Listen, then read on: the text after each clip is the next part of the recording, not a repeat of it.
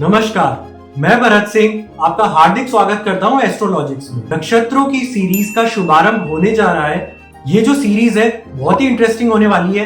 इसमें हम देखेंगे कि जो अलग अलग प्रोफेशंस होते हैं जैसे कि डॉक्टर, सीए, इंजीनियर, बिजनेसमैन, इनके लिए कौन से नक्षत्र अहम भूमिका निभाते हैं। तो इसीलिए अगर आपने अभी तक चैनल को सब्सक्राइब नहीं किया है तो इसे सब्सक्राइब करके बेल आइकन फटाफट से प्रेस कर दीजिए।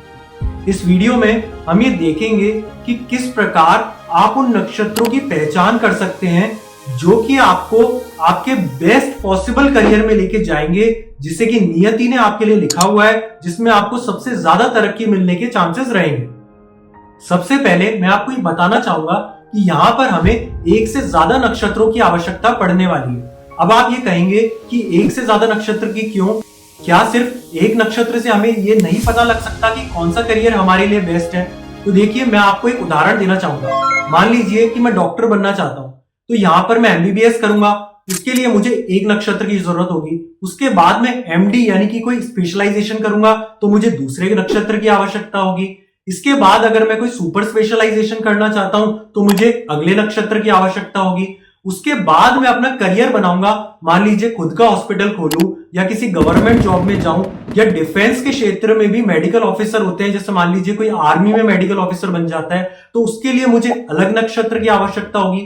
तो कहने का मतलब यहां पर आपको एक से ज्यादा नक्षत्र की आवश्यकता पड़ने ही वाली है, ये देखने के लिए कि कौन सा करियर आपके लिए बेस्ट रहेगा।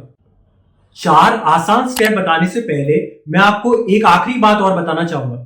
देखिए, कोई भी योग होता है ना, मान लीजिए कि आपको अपने करियर के लिए कोई योग देखना है कि डॉक्टर बनने के योग है या नहीं, तो ये जो योग है ना, ये 4 चीजों से मिलके देखा जाता है।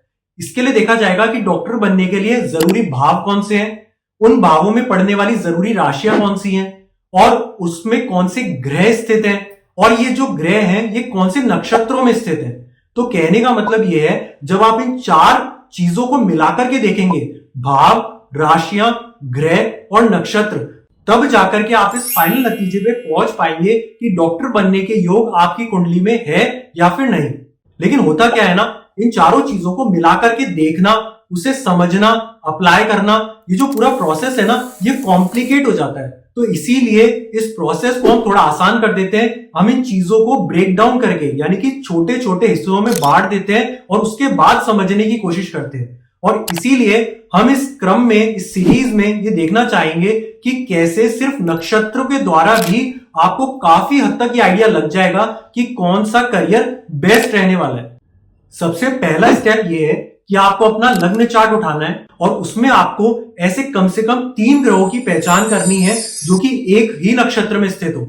ध्यान दीजिए, मैंने बोला कि 3 या उससे ज्यादा ग्रह एक ही नक्षत्र में स्थित हैं, तो उस नक्षत्र को नोट डाउन करके रख लीजिए। और यदि ऐसे कोई ग्रह नहीं है तो उस स्टेप को इग्नोर कर देना है। दूसरा स्टेप यह है कि आपको अपने लग्न कुंडली में जो 10वें भाव का स्वामी है उसके नक्षत्र को नोट डाउन करके रख लेना है।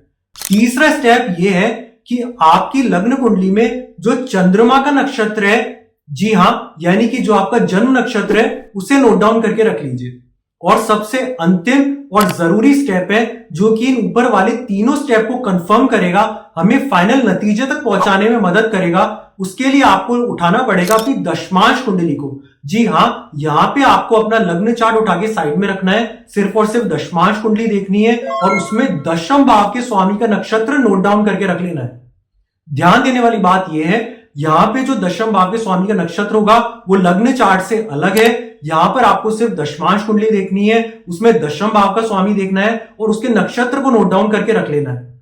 यहां पर आप चाहे तो किसी भी ऑनलाइन सॉफ्टवेयर जैसे कि पराशरा लाइट से उस नक्षत्र को नोट डाउन करके रख सकते हैं। इन चारों स्टेप्स को अप्लाई करने के बाद आपके पास 4 अलग अलग नक्षत्र निकल के सामने आए, ऐसा जरूरी नहीं है। ऐसा क्यों जरूरी नहीं है? मान लीजिए कि जैसे मैंने आपको एक स्टेप में सिखाया कि 10वें भाव के स्वामी को ले लीजिए और उसके अगले स्टेप में सिखाया कि चंद्रमा के नक्षत्र को देख लीजिए। तो अगर किसी कुंडली में 10वें भाव का स्वामी चंद्रमा ही हो जाता है, तो यहां पर 10वें भाव का स्वामी क्योंकि चंद्रमा हुआ, तो आपके पास दो अलग अलग नक्षत्र नहीं बल्कि एक ही नक्षत्र निकल के सामने आएगा। तो इसमें आपको घबराना बिल्कुल भी नहीं है। बस जो आपके पास नक्षत्र निकल के सामने आ रहे हैं, चाहे वो एक जैसे हैं, चाहे वो अलग अलग है, आपको नक्षत्र नोट डाउन करके रख लेने हैं। अगले वीडियो में हम ये देखने वाले हैं कि डॉक्टर बनने के लिए कौन से नक्षत्र अहम होते हैं, और उसे समझाने के लिए मैं 2 डॉक्टर्स की कुंडली आपके सामने लेकर के आऊंगा, जिसे देख करके आप ये समझ जाएंगे कि नियम को कैसे अप्लाई किया जाता है।